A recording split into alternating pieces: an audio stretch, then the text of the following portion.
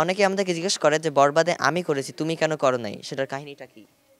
সেটার কাহিনী, কারণ বরবাদে সাকিব খান তো একটা ক্যারেক্টারই প্লে করছে, টুইন ক্যারেক্টার তো প্লে করছে না, তাহলে তো আমরা দুইজনই থাকতাম। এ কথাই কয় না আবার ভাবি। এশা মার্ডার দেখলাম, তোমাদের অভিনয়ও দেখলাম, তোমাদের অভিনয় নিয়ে পরে কথা বলবো।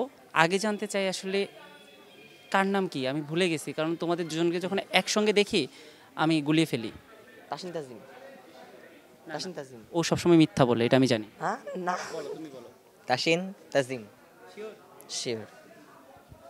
আচ্ছা, তাহলে শুরুতে তাসিনের কাছে যাই, যে আসলে এশা মার্ডারে তোমাদের যে চরিত্রটি ছিল একদমই চেনা যাচ্ছিল না তোমাদের, কিন্তু আমরা নাটক বলি, সিনেমা বলি, যেখানেই তোমাদের দেখেছি তোমাদেরকে সবাই এক নজরে চিনে ফেলে।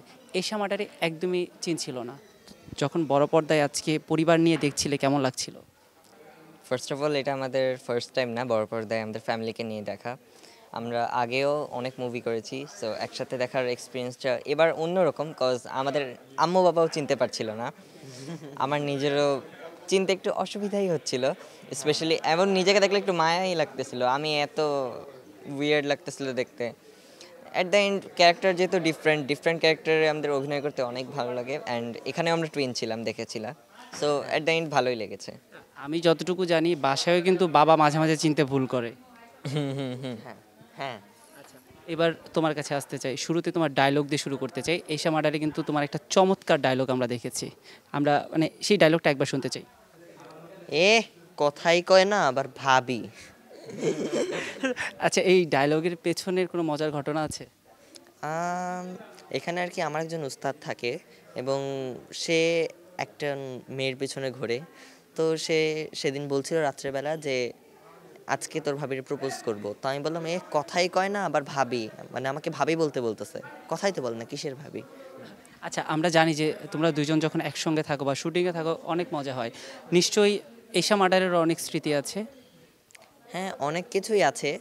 আর এটা আমার জন্য একটু ডিফারেন্ট ছিল কজ এখানে আমাকে মোবিলও হালকা হালকা মাখানো হয়েছিল, তারপর অনেক বেশি ডার্ক টোনের করা হয়েছে, তারপর হেয়ার স্টাইল চেঞ্জ করে দিছে, মানে দেখতেছে কিভাবে ওকে ওরকম। পুয়ার গাই বা একটু গ্যারেজের মেকানিক টাইপের দেখানো যায়, হ্যাঁ। কারণ আমরা মোস্ট অফ দ্য ক্যারেক্টার যে দেখা হচ্ছে হয় আমাদের একদম লাইক নর্মাল ফ্যামিলি থাকে অথবা রিচ, হ্যাঁ সো ওই দিক দিয়ে একটু ডাউন করার জন্য আমাদেরকে যত কিছু মাখানো যায় মনে হয় যেন মাটিও দিয়ে দিবে গায়ে। সেই অবস্থায় নিজেকে দেখতে কেমন লেগেছে তোমাদের? মাশাআল্লাহ। না আমাদের কাছে ভালো লেগেছে, বাট মানে চরিত্রের জন্য তো অনেকটা চেঞ্জ হতে হয় এবং সবসময় তো একই রকম চরিত্র থাকবে না।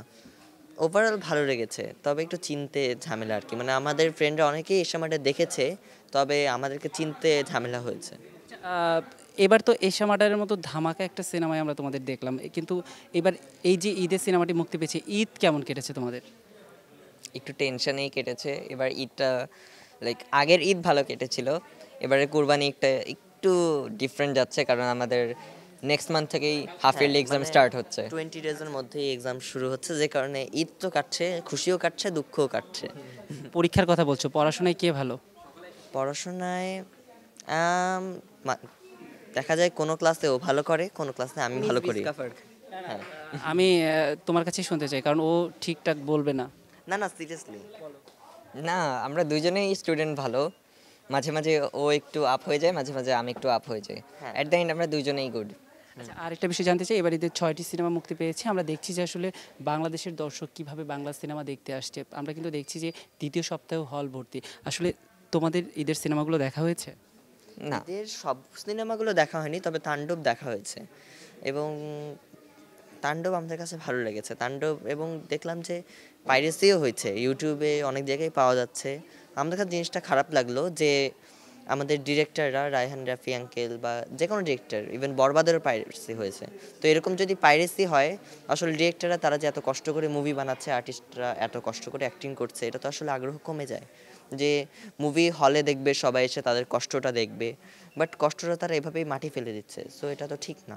আচ্ছা, যেহেতু তাণ্ডবের কথা বললে সেই রেশ ধরে বলতে হয়, শাকিব খানের ছোটবেলার কোনো চরিত্র মানেই এখন আমরা তোমাকে দেখতে পাই, এটা রহস্য কি আসলে?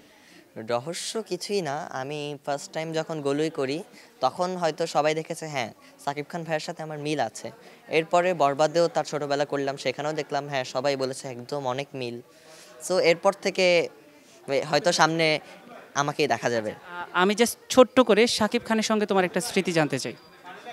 স্মৃতি আমাদের তো অনেকবারই দেখা হয়েছে, এবং লাস্ট আমাদের দেখা হয়েছে প্রিমিয়ার শোতে। সেখানে এসে বলল গুড জব, খুব ভালো অ্যাক্টিং করেছো, এবং আমার ছোটবেলায় অ্যাক্টিং করে তুমি একদম ফাটিয়ে দিয়েছো। সো এরপর ভালো লেগেছে। সবাই আমাদের জন্য দোয়া করবেন যেন আমরা এভাবেই অনেক দূর এগিয়ে যেতে পারি এবং সবার আগে একজন ভালো মানুষ হতে পারি।